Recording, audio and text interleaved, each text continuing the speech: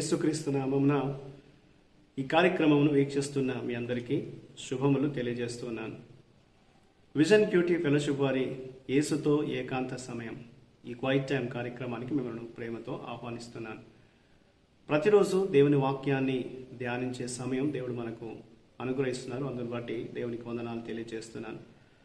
యెషయా గ్రంథము నుండి మనం వాక్య ధ్యానాలు వింటూ ఉన్నాం. ఈరోజు మన ధ్యానం కొరకై ఏర్పరచిన లేఖన భాగము యెషయా గ్రంథము 24వ అధ్యాయము 14వ వచనం నుండి 23వ వచనం వరకు. ముందుగా ఈ భాగములు మనం 14వ వచనం నుండి 16వ వచనం వరకు చదువుకుందాం.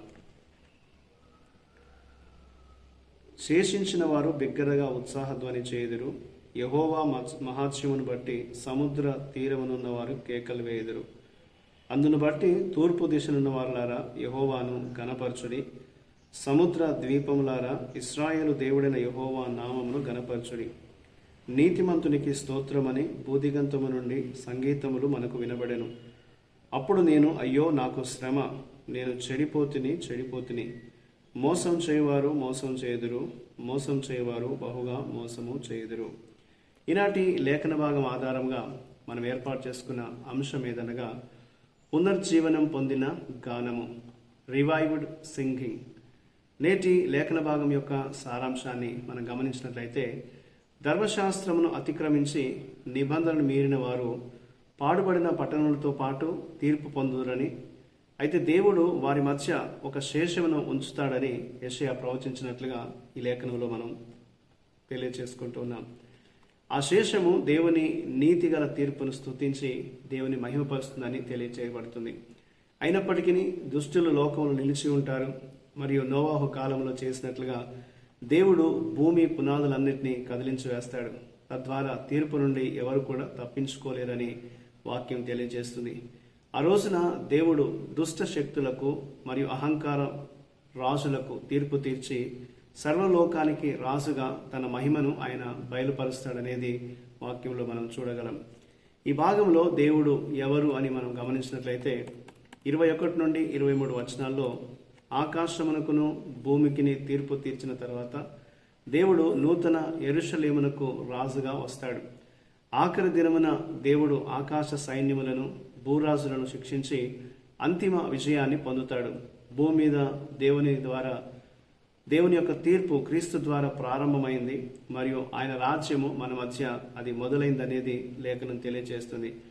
కాబట్టి దేవుని ప్రజలంగా మనం ఈ లోకములో ప్రబలంగా ఉన్న ఈ చెడుకు చలించకుండా ప్రభుతో కలిసి ఈ యొక్క చెడు పైన మనం విజయాన్ని పొందేంత వరకు పోరాడుతూనే ఉండాలనేది లేఖనం మనకు జ్ఞాపకం చేస్తూ ఉంటుంది. ఇందులో మనం నేర్చుకునేటువంటి పాఠాన్ని మనం గమనించినట్లయితే 14 నుండి 16 వచనాల్లో శేషించిన వారు క్రొత్త పాటతో దేవుణ్ణి స్తుతిస్తారు. సర్వభూమికి తీర్పు తీర్చి తన ప్రజలను రక్షించినటువంటి దేవునికి ఆయన శక్తివంతమైనటువంటి శక్తిని బట్టి, ఆయన నీతిని బట్టి వారు ఆయన స్తుతిస్తారు.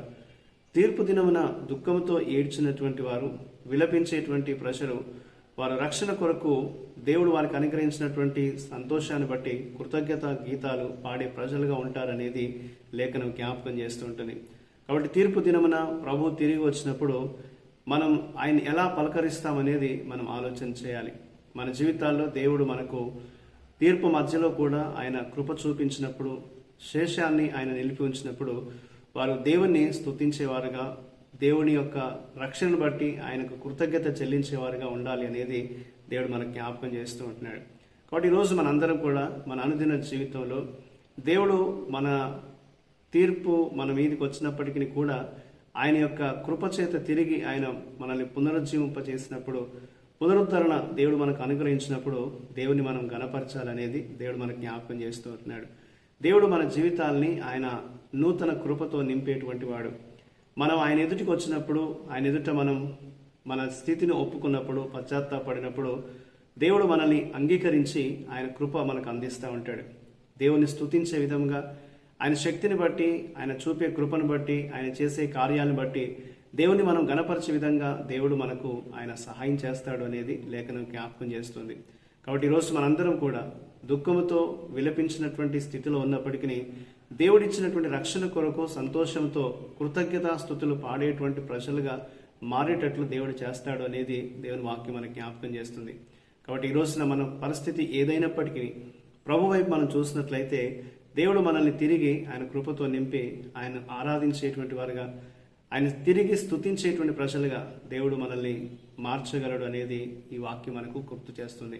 కాబట్టి ప్రతిరోజు కూడా దేవుని యొక్క సహాయాన్ని మనం పొందే విధంగా, ఆయన కృప చేత తిరిగి మనం పునరుద్ధరించబడే విధంగా దేవుని సహాయాన్ని కోరాలనేది దేవుడు మనకు ఈ వాక్యం ద్వారా గుర్తు చేస్తూ ఉంటున్నాడు. అట్టి కృప దేవుడు మనకు దయచేయనట్లు దేవునికి మనం ప్రార్థన చేద్దాం. మా ప్రియమైన పరలోకపు దేవ, మా ప్రభు నీకు వందనాలు.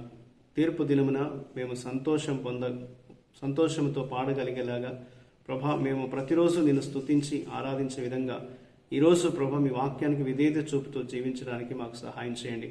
మీ చిత్తాన్ని బట్టి మమ్మల్ని నడిపించమని, నీ కృపలో మమ్మల్ని ప్రభా కొనసాగింప చేయమని మీ చేతులకు అప్పగించుకుంటూ యేసు ప్రభు పేరిట ప్రార్థిస్తున్నాను తండ్రి.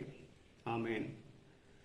ప్రియులారా, మీరు సమయం తీసుకుని ఈ యొక్క వాక్య ధ్యానం విన్నందుకు మీ అందరికీ ప్రత్యేకమైన వందనాలు తెలియజేస్తున్నాను. ప్రతిరోజు మీకు అందించబడుతున్న ఈ అనుదిన ధ్యానాలు మీకు మేలుకరంగా ఉన్నట్లయితే మీ యొక్క అనుభవాల్ని మాతో పంచుకోవాలని కోరుతూ ఉంటున్నాను. ప్రభు కృప మనందరికీ ఎల్లప్పుడూ తోడయుండి కాపాడుగాక. ఆమేన్.